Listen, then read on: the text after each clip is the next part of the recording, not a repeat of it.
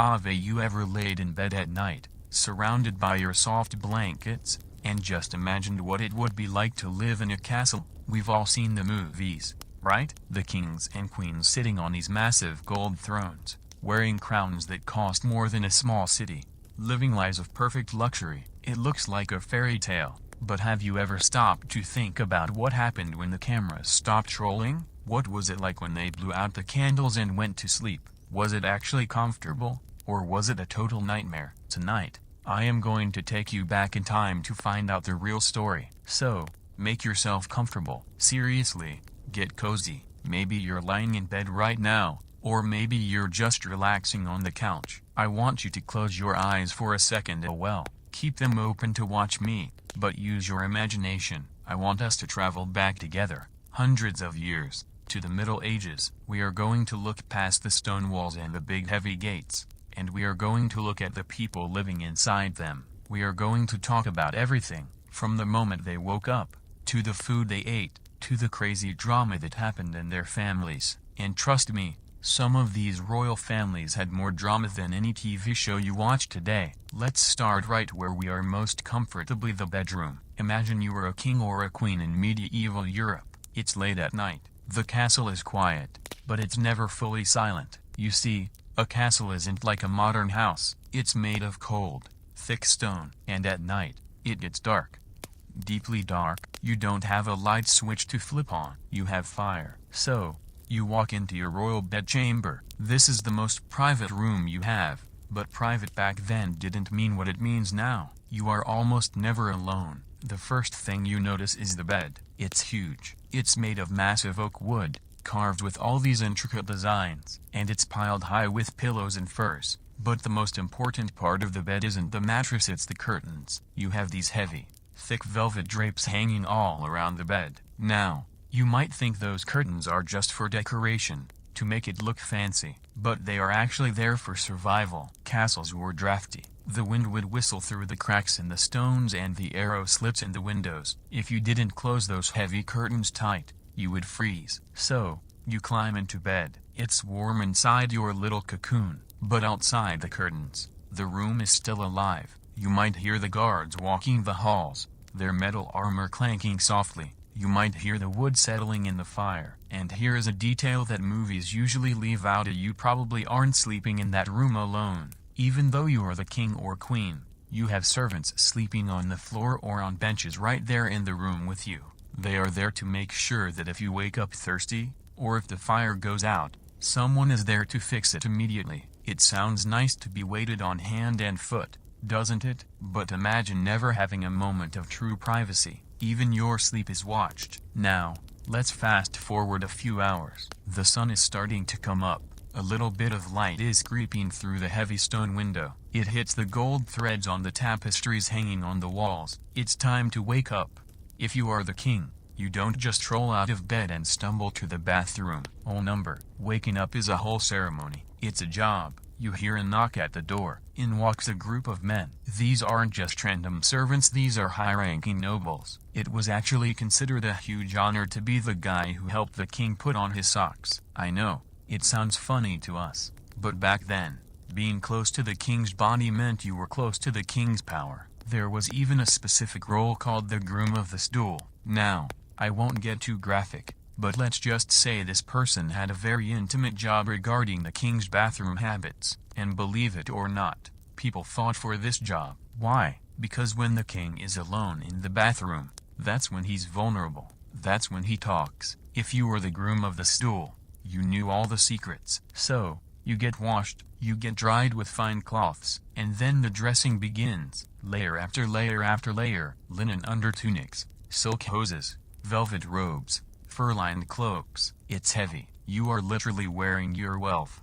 If you are the queen, it's a similar story. You have your ladies-in-waiting. These are usually daughters of other rich noblesses swarming around you. They brush your hair, they pin your veils, they help you into these complicated dresses. It's a competition for them. Each one wants to be your favorite. Once you are dressed, you can't just go grab a coffee. The first thing you have to do is take care of your soul. Religion wasn't just a Sunday thing back then, it was everything. It was the air they breathed. You would go to your private chapel. Every castle had one. It would be small, quiet, and smelling of incense and beeswax candles. You would kneel down on the hard floor, side by side with your spouse, and pray. You would listen to the priests recite the morning mass in Latin. This was a reminder to you.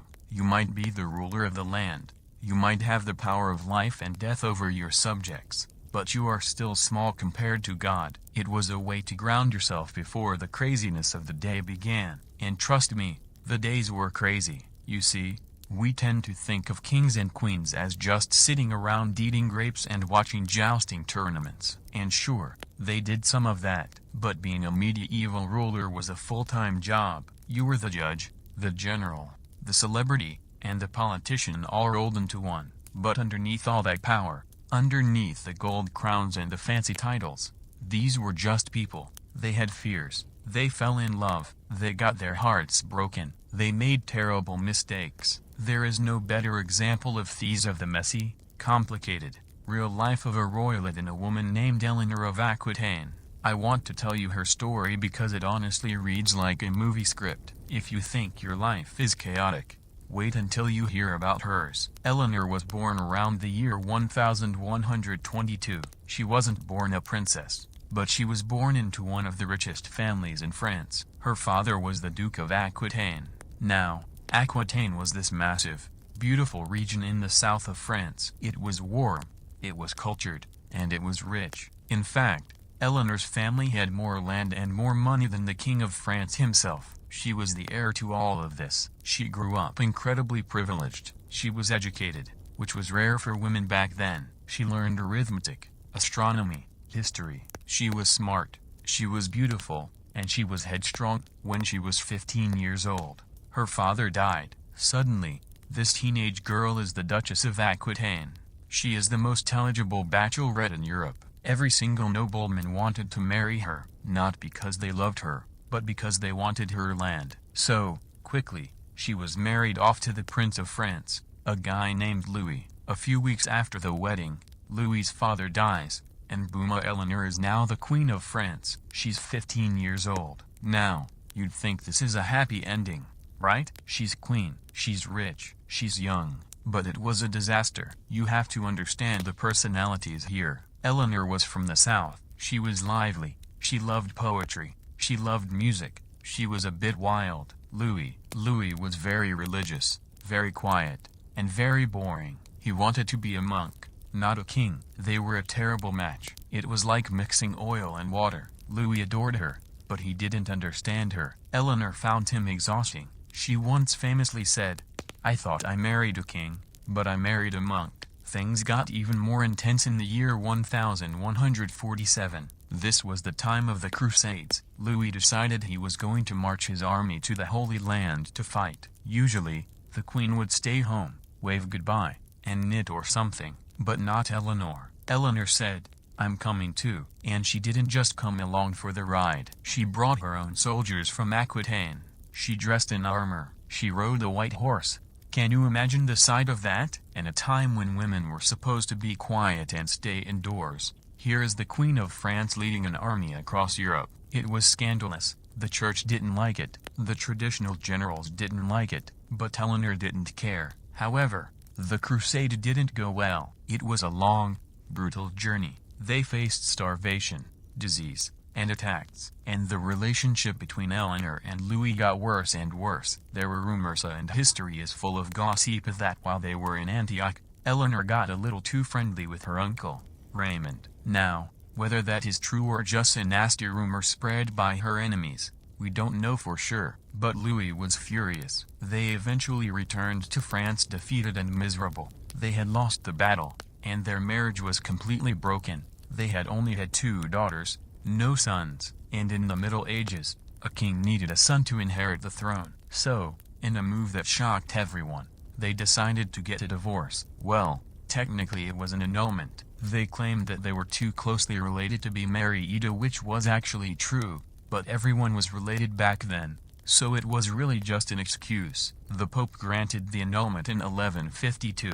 Eleanor was no longer the Queen of France. She was just the Duchess of Aquitaine again. She was 30 years old. Now, usually, this would be the end of the story. The ex-queen goes to a convent and lives out her days in quiet. But remember, this is Eleanor. 2 months. That's how long she waited. 2 months after leaving the King of France, she got married again. And she didn't just marry some random duke. She married Henry, the Duke of Normandy. Here is the kicker. Henry was much younger than her. He was full of energy. He was fiery. And he was ambitious. And this is the important part. He was the main rival to her ex-husband, Louis. By marrying Henry, Eleanor took all that massive land of Aquitaine away from France and gave it to Henry. It was a huge political slap in the face to her ex-husband.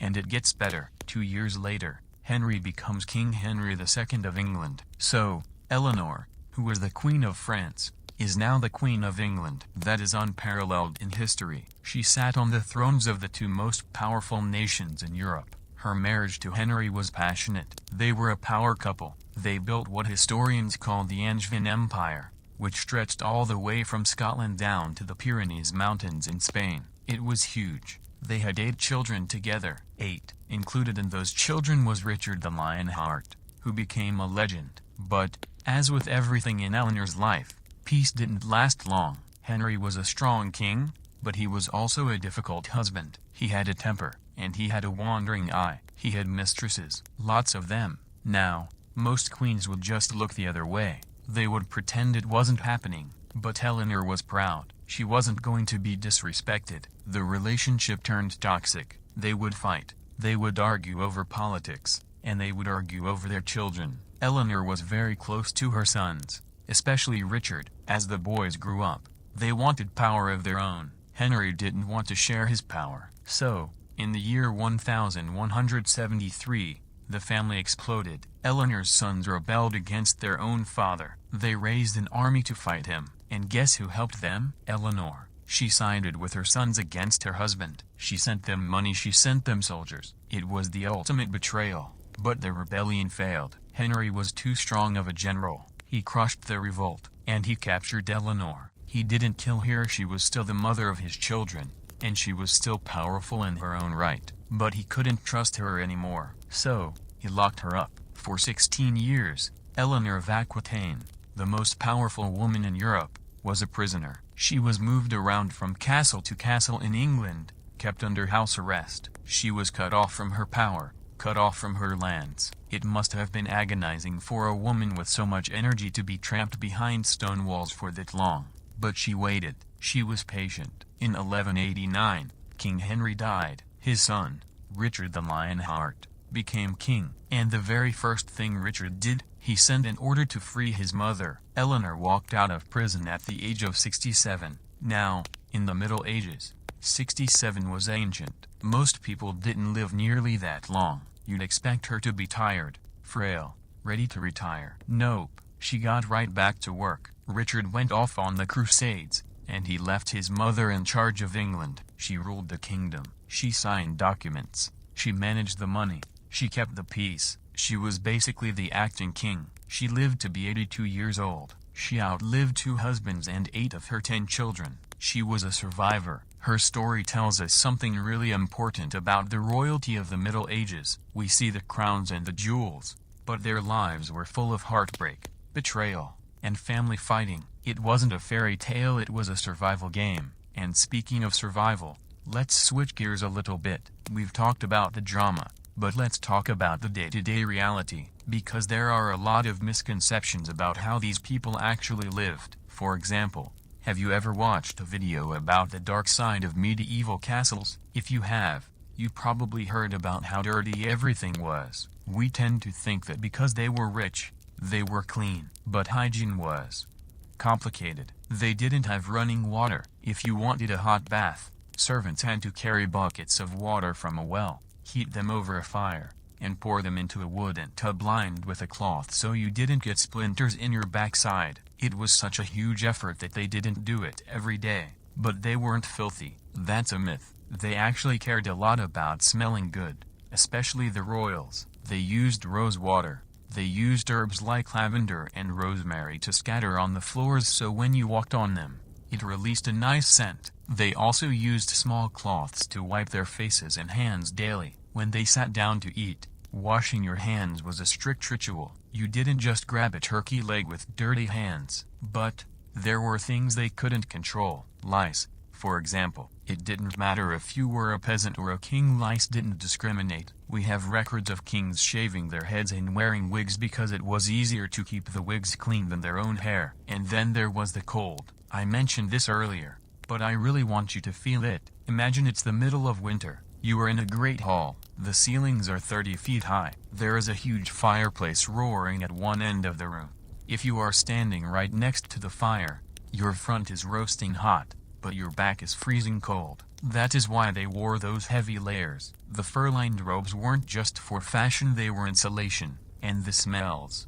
Oh, the smells. A castle was a busy place. You had the kitchen cooking food for hundreds of people. You had the stables with horses and livestock right inside the castle walls. You had the blacksmith working. And you had the latrines, the toilets. The toilets in a castle were basically just holes in a stone bench that dropped everything down into a pit or into the moat. If the wind blew the wrong way, well, you can imagine. So, living in a castle was an assault on the senses. It was loud. It was smelly. It was cold. And it was crowded. But amidst all this, there was beauty. They tried so hard to create beauty. Let's talk about the food for a moment. If you were a king, dinner wasn't just a meal. It was a show. They didn't have forks yet, those came later. They used spoons and knives, and their fingers. But the food was presented like art. They would serve peacocks that had been roasted and then dressed back up in their own feathers so they looked alive. They would make pies that, when you cut them open, live birds would fly out. I'm not joking, it was a real thing. It was called a subtlety. It was meant to entertain the guests. They ate a lot of meat, venison, wild boar, swan, heron. But vegetables? Not so much. Vegetables were considered peasant food. They grew in the ground, so they were seen as lower class. The nobility wanted food that came from the sky, birds, or from the hunt. This diet, by the way, caused them a lot of health problems. Gout was very common among kings. It's a painful type of arthritis caused by a rich diet and too much alcohol. So when you see those old paintings of kings looking grumpy and rubbing their foot, that's probably why. Now, I want to take you back to another famous royal couple, because their story shows us a different side of royal life, the side of duty and chivalry. We talked about Eleanor, who was a rebel. Now let's talk about Queen Philippa and her husband, King Edward III.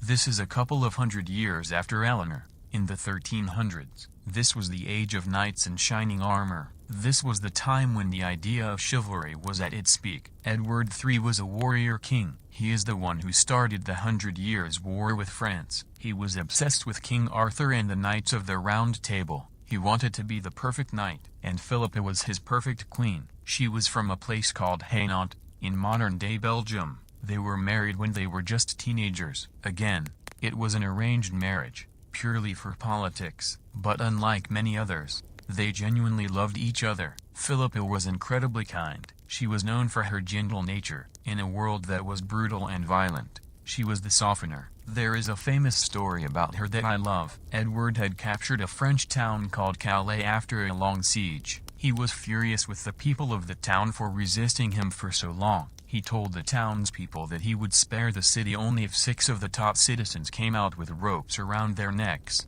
ready to be executed. So, these 6 men came out, terrified, begging for their lives. Edward was ready to give the order to hang them. But then, Queen Philippa stepped forward. She was heavily pregnant at the time. She got down on her knees in front of her husband, in front of the whole army, and she begged him to spare them. She said it would be a bad omen for their unborn child to shed blood like that. Edward looked at his wife. He looked at the men, and his heart melted. He said, "Lady, I wish you were not here, but I cannot refuse you." And he let the men go. That was the power of a medieval queen. She couldn't order the army to stop. She couldn't command the soldiers legally, but she could use her influence, her mercy, and her relationship with the king to change the course of history. But Philippa's life wasn't just about saving people. Her main job, and this sounds harsh to our modern ears, was to have babies. Dynasty was everything. If a king didn't have a son, the kingdom would fall apart into civil war. So the pressure on the queen was immense. Philippa gave birth to 12 children. 12. Now, think about the medical care back then. Doctors didn't know about germs. They didn't have antibiotics. They didn't have anesthesia. Childbirth was the most dangerous thing a woman could do. It was a battle in itself. Every time Philippa became pregnant, she would have known that there was a very real chance she wouldn't survive. She would write her will. She would say extra prayers. But she did it, over and over again, for the sake of the realm. Sadly, not all of those children survived. That was the other dark reality of the Middle Ages. Infant mortality was high, even for royals. You could have all the money in the world, the best food, the warmest fires, but if your child got a fever, there was almost nothing you could do. We see these stone statues of kings and queens lying on their tombs, looking peaceful, but we don't see the tears they shed over the children they lost. We don't see the grief. Philippa herself died at the age of 55, which was actually a decent age for the time. When she was dying, Edward held her hand. He didn't leave her side. For a medieval king to show that kind of devotion was rare. It reminds us that behind the politics, they were just a husband and wife who had gone through life together. It really makes you think, doesn't it? If a king like Edward III, the ultimate warrior, could sit there holding his wife's hand as she passed away, it shows that underneath all that armor, there was a real human heart. But let's step away from the endings for a moment and go back to the beginnings. We've talked about the kings and queens, but what about the children? What was it actually like to grow up as a prince or princess in a medieval castle? You might picture a life of endless toys and playing in the gardens,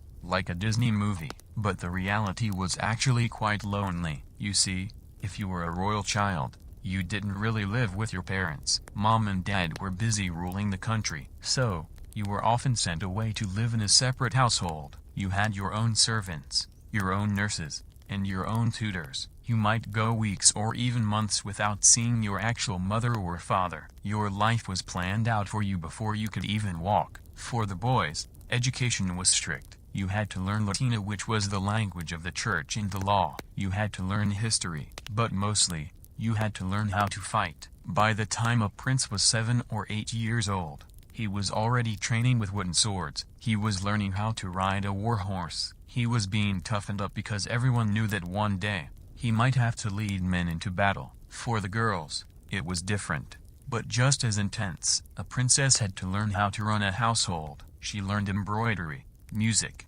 and how to dance. But her real education was political. She was taught that her job was to be a peacemaker. She knew from a very young age that she wasn't going to stay home. She knew that one day, she would be packed up and sent to a foreign country to marry a stranger. It sounds harsh to us, but back then, children were seen as little adults, and royal children were seen as political tools. There is no sadder or more dramatic example of this than the story of the White Ship. This is one of those moments in history that changed everything in a single night. It's like the Titanic of the Middle Ages. It happened in the year 1120. The King of England was Henry I. Now, Henry was a powerful guy, but he had a problem. He had lots of illegitimate children, kids he had with mistresses, but he only had one legitimate son. His name was William. William was the golden boy. He was the future of the dynasty. Everything rested on his shoulders. One cold November night, William was getting ready to sail from Normandy back to England. He had a brand new ship called the White Ship. It was the fastest, most beautiful ship in the fleet. William and all his young, rich friends got on board. They were partying. They were drinking wine. They even gave wine to the sailors and the captain. Everyone was having a great time. It was supposed to be a quick trip across the channel, but because they were drunk, and because they were trying to show off how fast the ship was, they made a mistake. They crashed into a submerged rock not far from the harbor. The ship sank almost instantly. William actually got into a lifeboat. He was safe, but he heard his half-sister screaming for help back on the sinking ship. He ordered the lifeboat to turn around to save her, but when they got close, so many desperate people tried to jump into the little boat that it capsized. William drowned. The prince was dead. When the news reached King Henry, he collapsed. They say he never smiled again for the rest of his life. But his personal sadness was just the beginning of the problem. With William dead, who was going to be the next king, Henry had only one other legitimate child, a daughter. Her name was Matilda. Now, we talked earlier about Eleanor of Aquitaine, but Matilda was the original Iron Lady. Her story is sometimes called the real-life Game of Thrones, and once you hear it, you will understand why. Matilda had been sent away to Germany when she was just 8 years old to marry the emperor. She grew up there. She was called Empress Matilda. She was proud, she was smart, and she was used to being treated like the most important woman in the world. When her brother drowned on the White Ship, her father called her back to England. He told his noblemen, all these tough, grumpy knights, listen, my daughter Matilda is going to be your queen. You have to swear loyalty to her. The knights grumbled. They didn't want a woman telling them what to do, but they swore the oath because they were afraid of the king. But then, the old king died, and the moment he was gone, the knights broke their promise. Matilda's cousin, a man named Stephen, saw his chance. He rushed to London and claimed the crown. He said, a woman can't rule, I'll be king. Matilda was furious. She wasn't going to let him steal her birthright. She launched a war that tore England apart. Historians call this period the Anarchy. It was a terrible time. For almost 20 years, there was civil war. Brother fought against brother. The crops were burned. The villagers starved. One writer from that time wrote a chilling sentence. It was as if Christ and his saints were asleep. Matilda was a warrior. She didn't lead the armies in battle like a man, but she commanded them. She was tough, maybe too tough. When she briefly captured London and tried to rule, she was so arrogant and demanding that the people of London chased her out of the city. But she never gave up. There is one specific moment in her story that is just incredible. It's like something out of an action movie. It was the winter of 1142. Matilda was trapped in Oxford Castle. Stephen's army had surrounded the castle. They were starving her out. It looked like the end. She was going to be captured. But it was snowing heavily. The ground was covered in thick white snow. The river was frozen solid. In the middle of the night, Matilda did something brilliant. She dressed herself and 3 loyal knights entirely in white cloaks, white hoods. They lowered themselves down the castle walls on ropes. Because of their white clothes, they blended in perfectly with the snow. The enemy guards didn't see them. They crept right through the enemy lines, looking like ghosts. They walked across the frozen river and escaped into the night.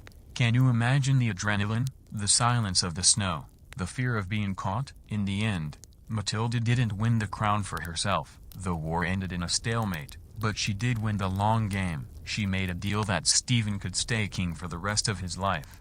But when he died, the throne would go to her son, and that is exactly what happened. Her son became Henry II, the husband of Eleanor of Aquitaine, who we talked about earlier. So, the blood of Matilda ran through the veins of English kings for centuries. Now, all this fighting, all this drama, what was it all for? Why did they want to be king or queen so badly? Well, part of it was power, but a big part of it was the sheer wealth. Let's talk about the money. Let's talk about the crown jewels. If you visit the Tower of London today, you can see them. These massive diamonds, rubies the size of eggs, gold that shines so bright it hurts your eyes. In the Middle Ages, these jewels weren't just pretty accessories. They were propaganda. You have to remember, there was no TV, there was no internet. Most people never saw the king. But if you did see him, he needed to look like a god on earth. He couldn't just look like a guy in a shirt. He needed to look like he was chosen by heaven. So, they would wear these heavy crowns. And I mean heavy. Some kings complained that wearing the crown gave them a splitting headache because of the weight of the gold and the gems. But they wore them anyway. They had scepters, swords, rings, and cloaks lined with ermine fur. And they were obsessed with collecting more. They would get rubies from Asia, emeralds from Egypt, gold from Africa. Having these things proved that your reach went across the entire world. But here is a funny story about those jewels. You would think they were safe, right? Locked up in a castle with guards? Well, in the year 1303, something crazy happened. It was basically the Great Heist of 1303. The king kept his treasure in Westminster Abbey, in a secure vault. But a group of thieves and some rumors say the monks who lived at the abbey were in Oneida managed to break in. They didn't just steal a coin or two, they emptied it. They took the crowns, the rings, the gold plates. They say that for weeks afterward, fishermen were finding gold cups in the river where the thieves had dropped them. The king was absolutely furious. He had dozens of people arrested. Eventually, he got most of the treasure back. But it just goes to show you, even in the Middle Ages, nobody was safe from a good old-fashioned robbery. But wealth wasn't just for wearing, it was for building. If you travel to Europe today, the most amazing things you see are the cathedrals, Notre Dame, Chartres, Westminster Abbey, these massive stone buildings that touch the sky. Medieval kings and queens spent fortunes building these. It was a way to buy their way into heaven. They believed that if they built a beautiful house for God, God would forgive their sins. And they had a lot of sins to forgive. One of the most beautiful examples is a place called Sainte-Chapelle in Paris. It was built by King Louis IX. It's small, but the walls are almost entirely made of stained glass, blue, red, gold. When the sun hits it, it feels like you are standing inside a jewel box. Louis built it to hold the crown of thorns, yes, the one Jesus supposedly wore. He bought the relic for a fortune and built the chapel just to store it. But life at court wasn't always holy and serious. Sometimes, their parties got completely out of control. There is a famous story from France in 1393. It's called the Bal des Ardents. That translates to the Ball of the Burning Men. King Charles VI was holding a party. He and 5 of his friends decided to do a prank. They dressed up as wild men. They covered their clothes in pitcha, which is like sticky terra, and glued flax and hair all over themselves to look like beasts. They came dancing into the hall, scaring the ladies, having a laugh. They were chained together, but the king's brother, who was a bit drunk, wanted to see who was under the masks. So he brought a torch and opened flamea too close to the dancers. The pitch caught fire instantly. It was a disaster. The costumes were glued to their bodies. They couldn't get them off. 4 of the dancers burned to death right there in front of the whole court. The king was only saved because his young aunt, the Duchess, had a quick brain. She grabbed her heavy skirt and threw it over the king, smothering the flames. It was a horrific event. The people of Paris were so angry that the king had been acting so foolishly that they almost rioted. It was a reminder that while the parties were grand, danger was always just one mistake away. So, we have the tragedy of the White Ship, the war of the anarchy, the beauty of the crown jewels, and the horror of the burning men. It's a lot to take in, but I want to shift our focus again. We've looked at the big events. Now I want to look at the quiet moments, specifically, the spiritual life, because for a medieval king or queen, the line between the physical world and the spiritual world was very thin. They really believed that demons were real, that angels were watching, and that one wrong move could send them to hell forever. This fear ruled their lives. When a king got sick, he didn't just call a doctor, though he did do that. He called a priest. He would promise to go on a pilgrimage if he got better. God, if you cure my stomachache, I will walk barefoot to the shrine of St. Thomas. And they actually did it. There was a deep sense of guilt. Charlemagne, the great emperor who lived a bit before the period we are focusing on,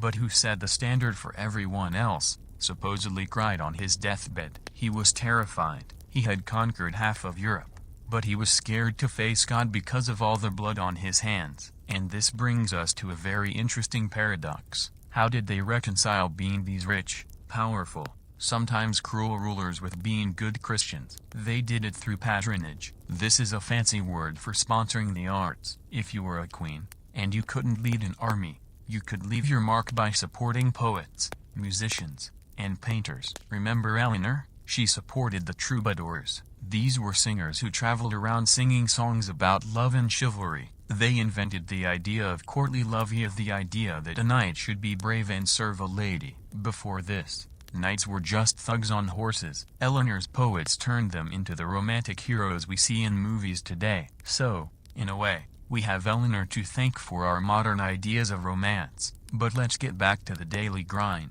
What about the boring stuff? What happened when the king just wanted to relax? Well, they didn't have Netflix. They didn't have books.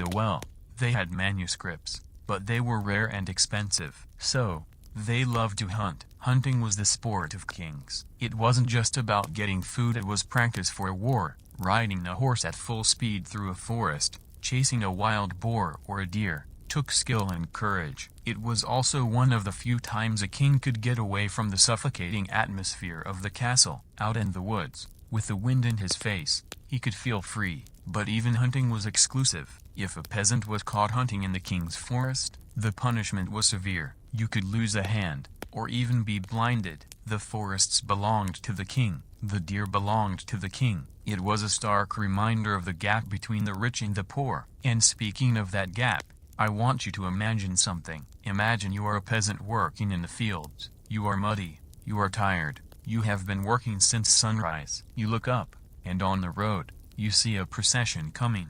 It's the queen. She is riding a white horse. She is wearing a dress made of blue velvet, a color so bright you've rarely seen it before because blue dye is expensive. She has a headdress on. She looks like a creature from another planet. You take off your hat and you bow. You don't look her in the eye. She passes by, surrounded by knights and ladies, and then she is gone. For that peasant, the queen wasn't a person. She was a symbol. She was part of the machinery that kept the world turning.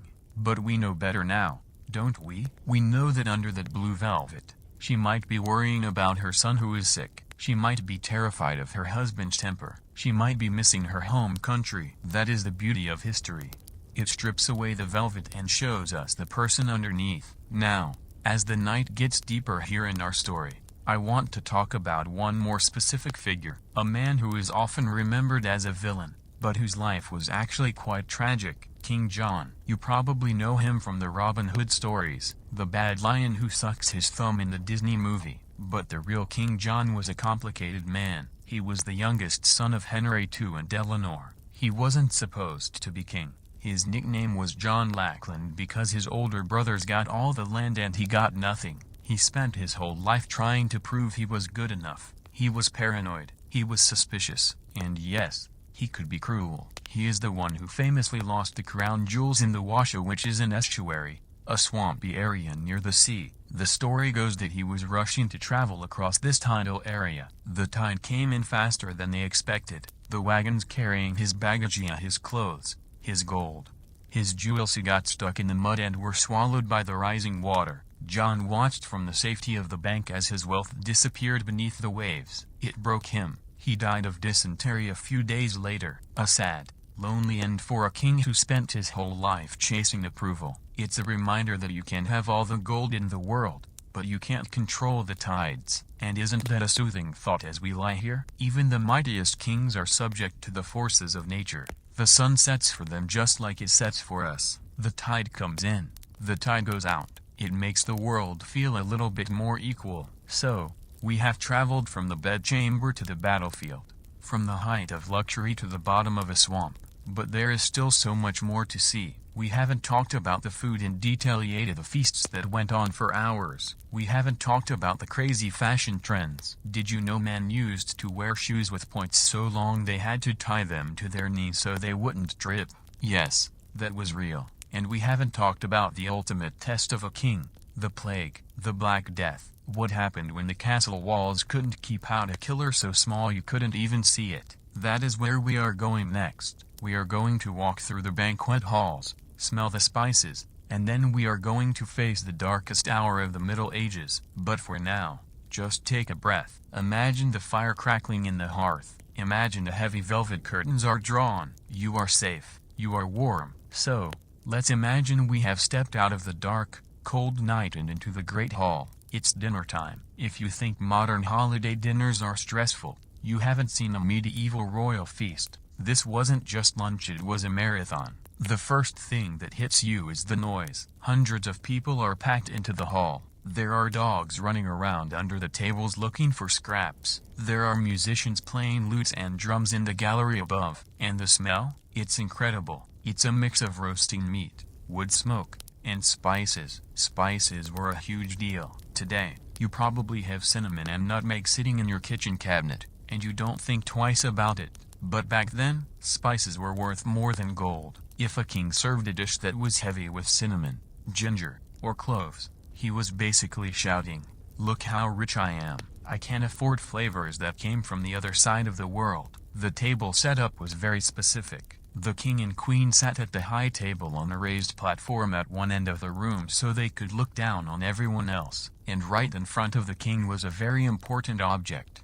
The salt cellar. Salt was expensive. It was a status symbol. If you were important, you sat above the salt, meaning near the king. If you were a nobody, you sat below the salt, further down the table. That's actually where the phrase comes from. Now, let's talk about what medieval royals actually ate. You might picture them just gnawing on giant turkey legs, but it was much more sophisticated than that. They didn't have turkeys yet, those are from the Americas, but they had everything else. They ate peacocks, herons, swans, and even seals or porpoises, which are like dolphins, because they were considered fish and allowed during religious fasting days. But the chefs wanted to amaze the guests. They made things called subtleties. These were sculptures made of sugar and marzipan. They might look like a castle, or a ship, or a famous battle scene. They were the centerpieces. And yes, the nursery rhyme is true. They really did bake live birds into pies. Here's how they did it. They would bake a thick crust separately until it was hard. Then, they would cut a hole in the bottom, stuff it with live, small birds, and bring it out to the table. When the king cut the crust open, the birds would fly out in a panic. It sounds cruel to us, and honestly, it probably was. But to them, it was magic. It was entertainment. But eating wasn't a free-for-all. There were strict manners. You didn't have a fork. You had a spoon and a knife. You used your fingers a lot. But there were rules. You only used 3 fingers on your right hand to touch the meat. You never wiped your greasy fingers on the tablecloth. You wiped them on a piece of bread, which was then given to the dogs or the poor. And they drank a lot. Water was often unsafe to drink because of pollution. So everyone drank ale or wine, even the kids. The ale was weak, not like modern beer, but they drank it all day long. A king might drink liters of wine during a feast. It's a wonder they got any ruling done at all. Now, after the feast, you have to look the part. Let's talk about fashion. If you think some of the runway fashion today looks silly, wait until you hear about the 14th century. This was the era of the poulain or the Krakow shoe. Basically, for some reason, the nobles decided that long, pointy shoes were cool. And I don't mean a little point. I mean the toes of the shoes were 6 inches, 10 inches, sometimes 20 inches long. They were so long that men couldn't walk properly. They had to stuff the toes with moss or wool to keep them stiff. Sometimes, the points were so long they had to attach a little gold chain from the tip of the shoe to their knee just so they wouldn't trip over their own feet. The church hated these shoes. They called them Satan's claws. They said you couldn't kneel to pray properly if your shoes were 2 feet long. But the young nobleman didn't care. The longer your shoe, the higher your status. And for the women, it was all about the forehead. High foreheads were considered beautiful. So, ladies would actually pluck their hairlines back to make their foreheads look bigger. They would even pluck off their eyebrows completely. Then they would wear those tall, cone-shaped hats you see in fairy tales. They were called hennons. Some of them were so tall that they had to duck to get through doorways, but there was a catch. You couldn't just wear whatever you wanted. They had laws called sumptuary laws. These were the fashion police. Literally, if you weren't a royal,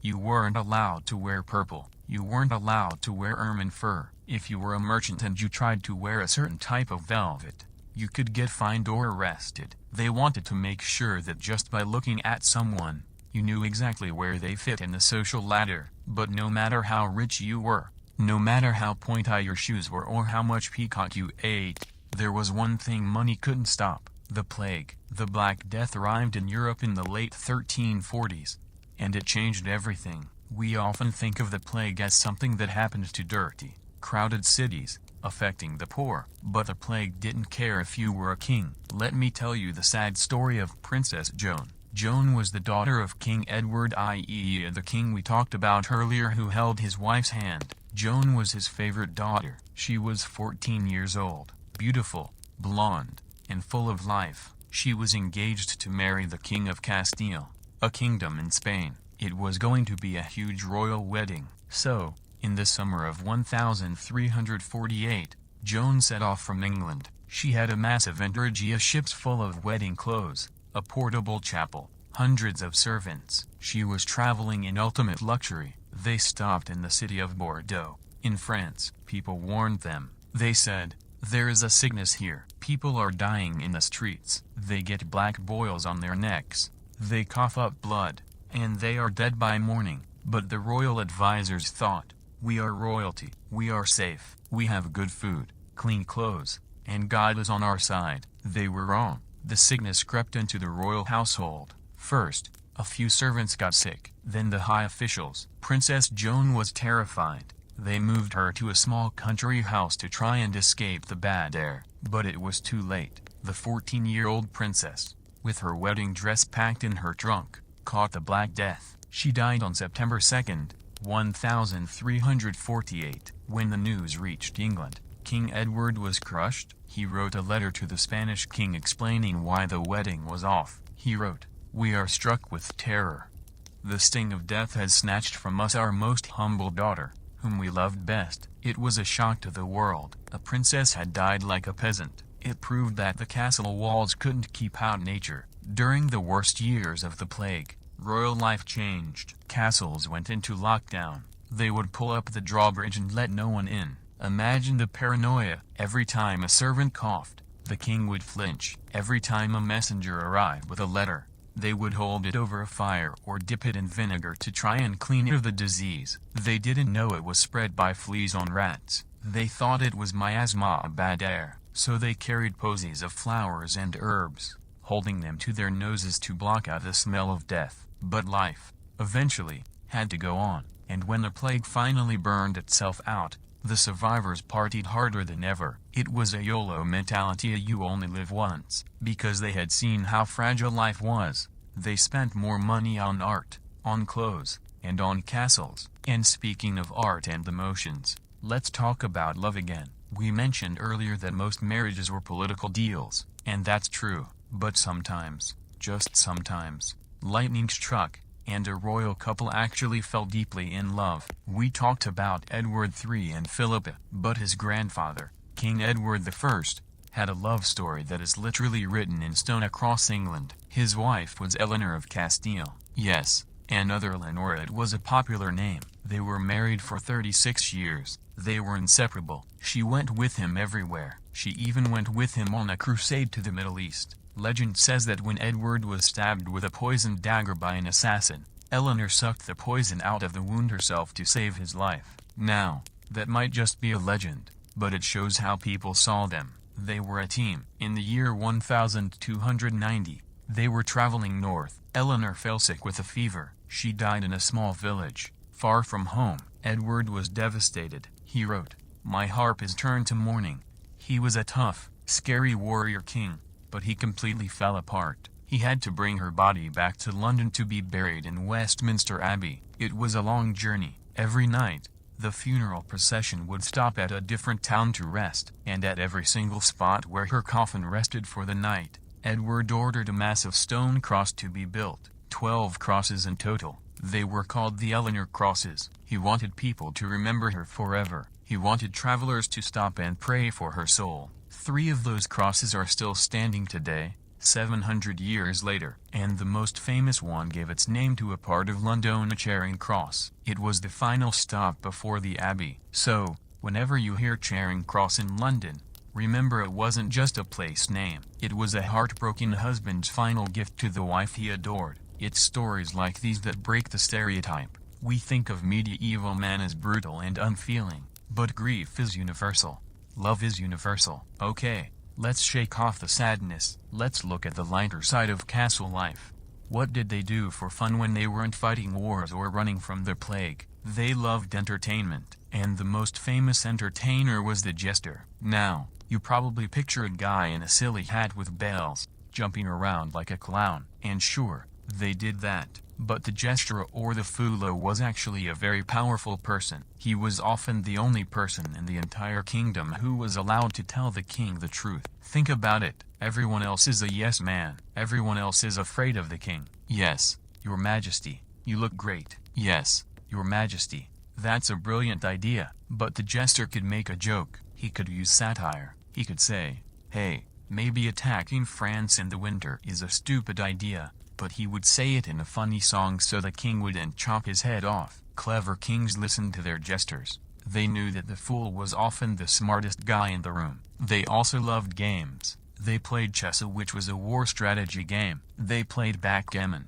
and they loved gambling. Kings and queens would bet huge amounts of money on dice games. We have records of kings having to borrow money from their own treasurers because they lost so much gambling the night before. See, even kings have bad habits. And as the evening wound down, as the gambling stopped and the music faded, the castle would prepare for sleep again. But before we tuck them in, I want to talk about one more group of people, the people who made all of this possible. We can't talk about royalty without talking about the servants. In a big royal castle, there could be 500 servants. It was like a small city. You had the obvious Oneza cooks, cleaners, stable boys, but you had some really weird jobs too.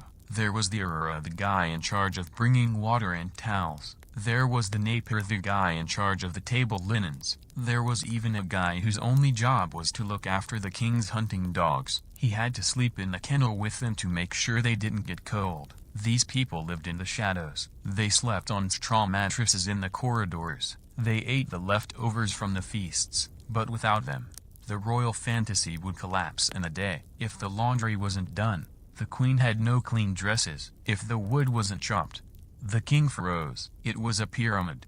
The king was at the top, shining in gold, but the pyramid was built on the backs of thousands of invisible people working day and night. So, as we lie here in the dark, let's imagine the end of the day in the castle. The torches are burning low. The dogs are asleep by the fire. The king has signed his last document. The queen has said her last prayer. The heavy wooden doors are bolted shut. The drawbridge is pulled up. The guards are on the walls, watching the horizon. For a few hours, the politics stop. The wars stop. The ambition stops. They are just people, closing their eyes, hoping for a peaceful night. But as we know, in the Middle Ages, peace rarely lasted long, because while the king sleeps, his rivals are awake. A brother is plotting to steal the throne. A neighboring country is gathering an army. A new invention is being made that will change warfare forever. In the next part of our journey, we are going to see what happens when the walls come crashing down. We are going to look at the violent,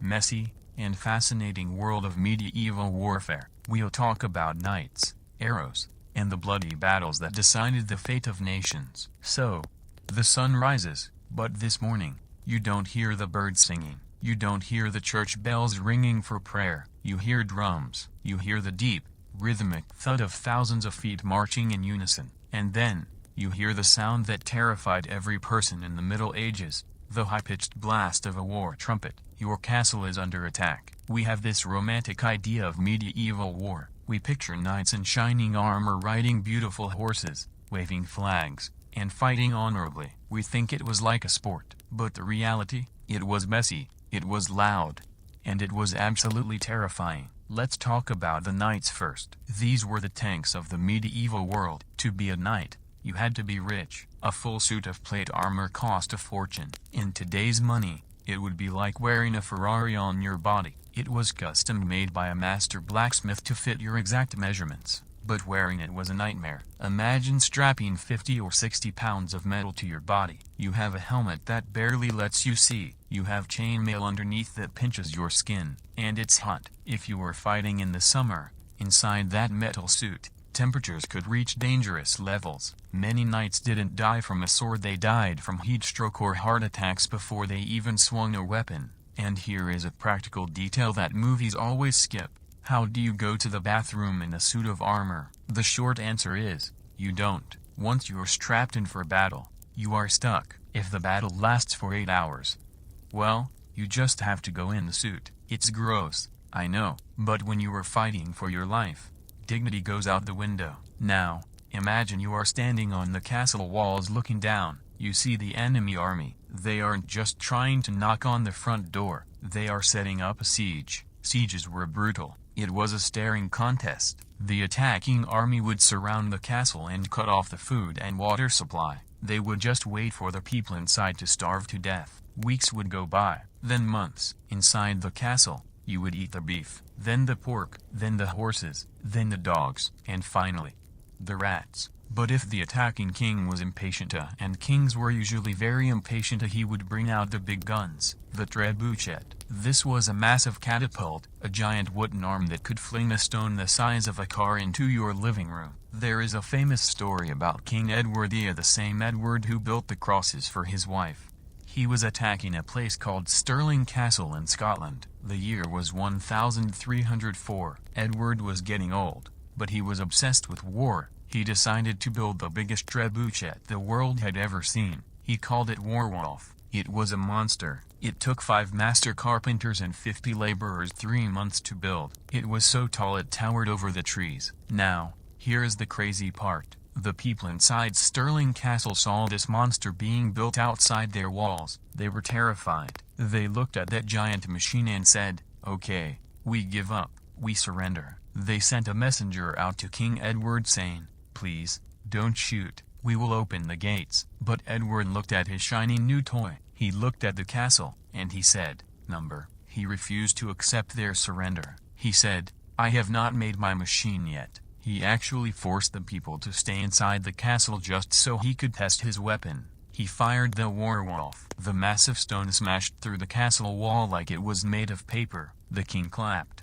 He was happy, and then he allowed them to surrender. It shows you the ego of these rulers. To them, war was sometimes just a game to show off their power. But for the soldiers, it wasn't a game. If you weren't a rich knight, you were a foot soldier or an archer. You didn't have fancy armor. You had a padded jacket and a helmet if you were lucky. And you had to face the most terrifying weapon of the era, the English longbow. If you watch videos online, you might see titles like "Why Medieval Castles Were Impossible to Conquer." And it's true. Castles were tough, but the longbow was the castle breaker of the battlefield. A trained archer could shoot a heavy arrow hundreds of yards, and these arrows didn't just poke you. They punched through chainmail. They punched through oak wood. At the Battle of Agincourt in 1415, a small, tired English army faced a massive French army of fancy knights. The French thought it would be easy. They charged in their heavy armor, but it had rained. The field was a mud pit.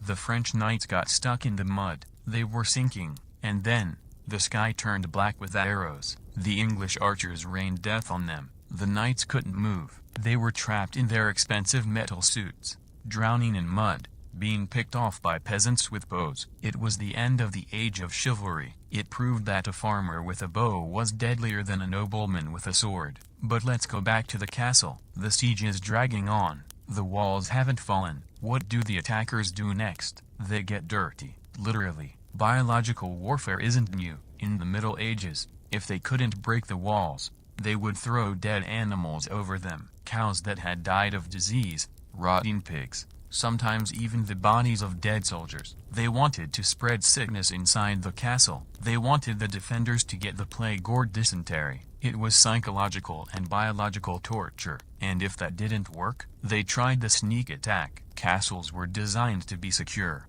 Big gates, high walls, moats. But every castle has a weakness, a back door, or in some cases, a toilet chute. I mentioned earlier that the toilets, or garderobes, were just holes that emptied into a pit or the moat. Well, the shafts leading up to the toilets were wide enough for a person to climb. In the year 1204, the French King Philip was trying to capture a massive castle called Saint-Gellert. It was supposedly impregnable, but a few brave, and probably very smelly, soldiers found the outlet of the toilet chute at the bottom of the wall. They climbed up the slippery, filthy tunnel, popped out in the bathroom, and opened a window to let their friends in. Imagine being a guard, standing watch, and suddenly a guy covered in sewage jumps out of the latrine with a dagger. You wouldn't expect it. The castle fell. So, when we dream of being royalty, we have to remember, you were never truly safe, not even in the bathroom. But let's move away from the violence for a moment. Let's look at the aftermath. What happened when a king was captured? This happened to Richard the Lionheart. He was Eleanor's favorite son, the great warrior. On his way back from the Crusades, he was captured by a rival duke in Austria. They didn't kill him. He was too valuable. They held him for ransom. And the price? It was astronomical. They demanded 150,000 marks. To put that in perspective,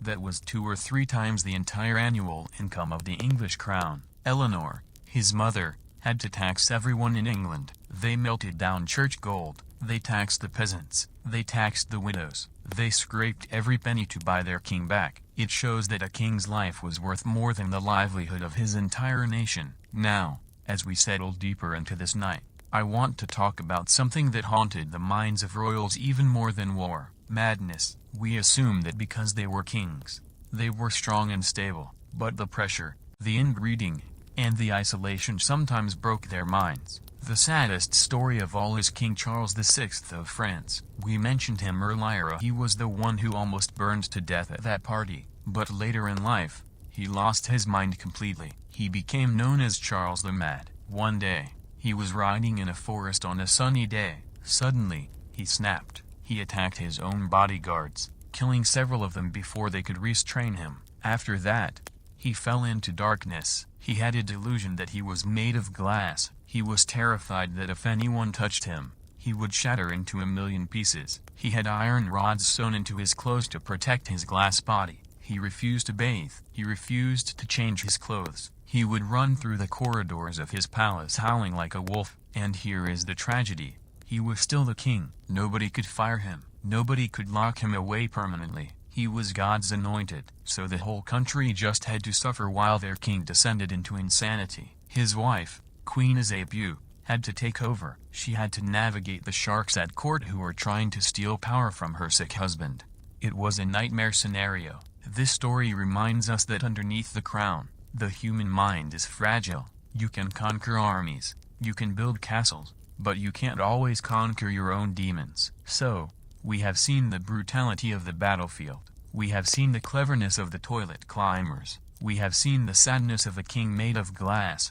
But I don't want to leave you with just sadness, because amidst all this chaos, there were moments of incredible resilience. People survived. They rebuilt. After the wars, the farmers went back to the fields. The masons fixed the castle walls. The scribes wrote it all down in their books. And there were moments of peace. Imagine a winter evening after the war is over. The king is back in his hall. The soldiers have gone home. There is a game of chess happening by the fire. A musician is playing a harp, a soft, plucking sound that echoes off the stone walls. The queen is reading a book of poetry. These quiet moments were precious because they were so rare. They savored them. And maybe, just maybe, that is something we can learn from them. In our modern world, we are always rushing. We are always on our phones. We are always stressed about tomorrow. But the medieval royals knew that tomorrow wasn't promised. They knew that a plague, or a war, or a simple fever could end it all. So when they had a good memento, a warm fire, a good glass of wine, a laugh with a friend, they really lived in it. So, as you lie there right now, appreciate this moment. You are safe. You are warm. There are no trebuchets outside your window. There is no plague at the door. You have the luxury of peace. Now, as we move toward the final part of our journey tonight, we are going to look at the legacy they left behind. We are going to talk about death, but not in a scary way, in a way that shows how they tried to live forever. We will look at their tombs, those beautiful stone effigies where they look so young and perfect. We will talk about the ghosts that are said to still walk the halls of the Tower of London. And finally, we will ask the big question: was it worth it? All the gold, all the fighting, all the drama.